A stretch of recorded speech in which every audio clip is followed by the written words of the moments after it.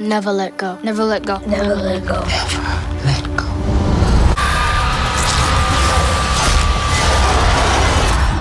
We're the world now.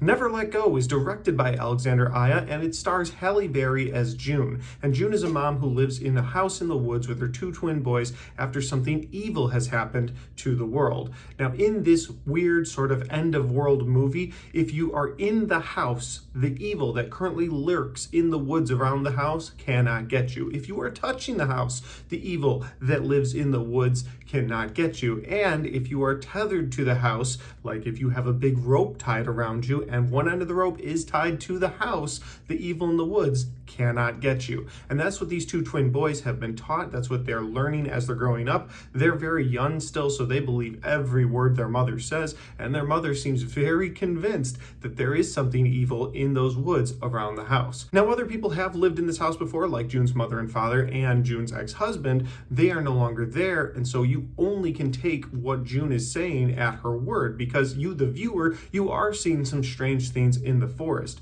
They'll tether themselves to the house and they'll all go forage for food, and as they're going out to look for food, gathering squirrels or frogs or bugs, things that they can eat that night, as they're going out, there will be something lurking, there will be a presence in the woods. So you're just assuming, like the boys, that this thing, this presence that's in the woods is watching them, and it is this evil that's taken over the world. But one day, while they're out foraging for food, one of the sons comes untethered from the house, and he starts to question whether or not his mom is telling the truth about the outside world. So if that sounds like an interesting premise for a film, well, it is playing in theaters right now, and it'll probably be streaming in about 45 days. With all that said, let's get into my positives and some of my negatives. My first positive of this film has to be the acting. Of course, Halle Berry brings it. She does a great job as June, and since you're only seeing the perspective of three people in this film, you're not sure whether or not June is crazy or not, and I think that Halle Berry does a great job portraying like this maybe over helicopter parent, but you don't know if she's doing it for the right reasons. Is she crazy and keeping her boys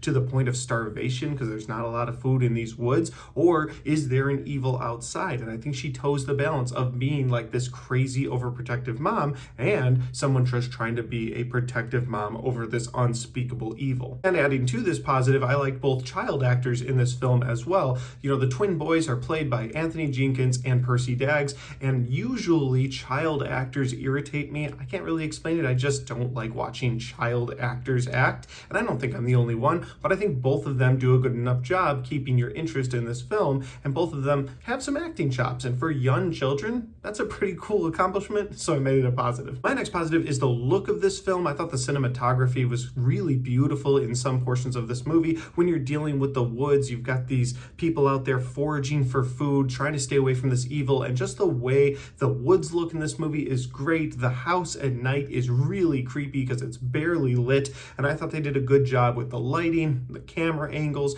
especially at night in this film, and just the forest anytime during the day, because the forest itself sort of becomes this entity because there's some sort of evil lurking throughout the forest while they're just trying to get some food during daylight hours. My final positive of this movie are going to be some very decent jump scares that were placed throughout this film. I thought there weren't too many until the end. At the end, it got a little too jump scare a minute, but I thought before that, there were some really decent jump scares, especially right at the beginning of this film. There's one that completely caught me off guard and sort of set the tone for the film. And I'm not a huge jump scare fan, but I think that if you use them right, they can actually be built into the storytelling and kind of throw the viewer off. Like, I'm somebody who likes to figure out the movie while I'm watching it, but a jump scare kind of throws me off. So I think if it's done right, it can be used very well, and I thought that this one was done really well, set the tone for the movie, and then throughout the film, now you're just sort of on edge, wondering if there's going to be another jump scare, and there are a few placed throughout the film. Again, the end gets a little overbearing with the jump scares, but I thought it did a good enough job throughout, and so gave the movie praise for that. But now we move on to my negatives. My first negative of this film is sort of the overall story, and I wasn't a huge fan of how they sort of dropped you into this world and never explained anything, and a lot of end-of-world apocalyptic style movies do that. We had Arcadian that came out earlier this year. They kind of did that too, where there was some sort of alien invasion or monstrous uprising. They never really explained what it is, and in that film, you immediately are dumped into a situation and you just have to roll with it, and throughout the film, they sort of piece things together. but it's that piecing together that really holds together the story of that film, or the overall arching story of that evil universe outside of where the characters are. Because in this film, you're dropped into it and you have the sort of psychotic ramblings of June's character, where you're like, I don't know if she's telling the truth or not. You have these boys that are not very sure, and without another adult that can say, yeah, I can verify these things happened, you just have to go along with it. And so there's a lack of substance to the overall plot of this film that I really found was lacking. And in the last day since I've seen this film, I've talked to a couple people about this movie, and they're like, so it's kind of like The Village. And I'm like,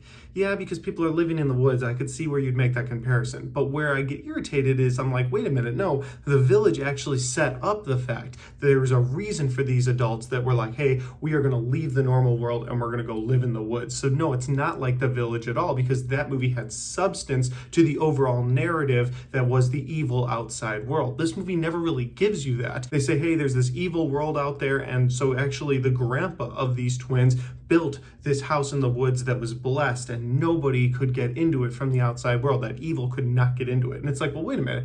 How did he have time to build that? Did the evil not know he was there? Is the evil everywhere, but they just didn't know this guy was building this massive house in the middle of the woods? There's no context to it at all. There's no substance to it at all. So at the end of the day, when I finished this film and they kind of reveal some things, you're just kind of like, all right, those make less sense now. I wish they had given me a little more substance throughout. And my final negative of this film is going to be the lazy and uninspired ending of the third act. And what I mean by that is that, again, this movie already dropped you into a situation, didn't give you a lot of explanation, doesn't explain very much throughout the film. Throughout the movie, you're thinking, okay, I think this lady might be crazy. But then you see some things that happen and you're like, all right, maybe she's not crazy, but both can't be right? And you get to the third act and they're just like, hey, whatever you were thinking, that's right. And I've seen some people say online, oh, well, it's sort of a choose your own destination at the end of this movie. No, I don't agree. There's too much that they do at the end of this film that doesn't make sense for the rest of the movie. So this evil is locked to these woods, but they never explain why the evil is locked to these woods. And then this evil is after them at the end of this film, and then something happens and the evil may be spreading, but I thought the evil was already spreading. So there's just so many questions that the end of this movie brings up, where the movie just feels lazy, where they're just like, all right, no, we're gonna jump scare these people through the movie, we're gonna jump scare them a lot in the third act, and they're gonna be satisfied.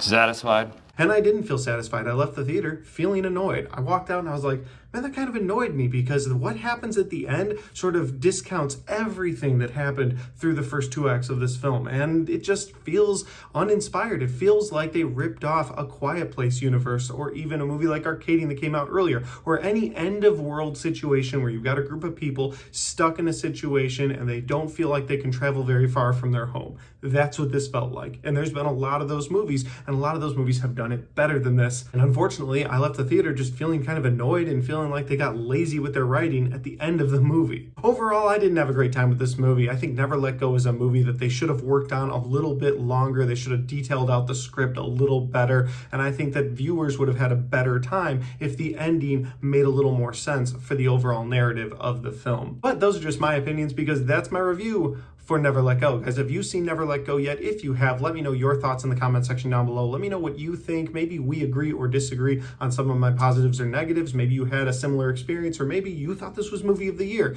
in which case that's okay, because all films are subjective. But I would love to know what you guys think of Never Let Go, so let me know in the comment section. And finally, guys, if you liked this video, don't forget to hit that like button, because it helps the video, it helps the channel, and it helps me inside this hotel room right here. Thanks for watching. I'll see you next time.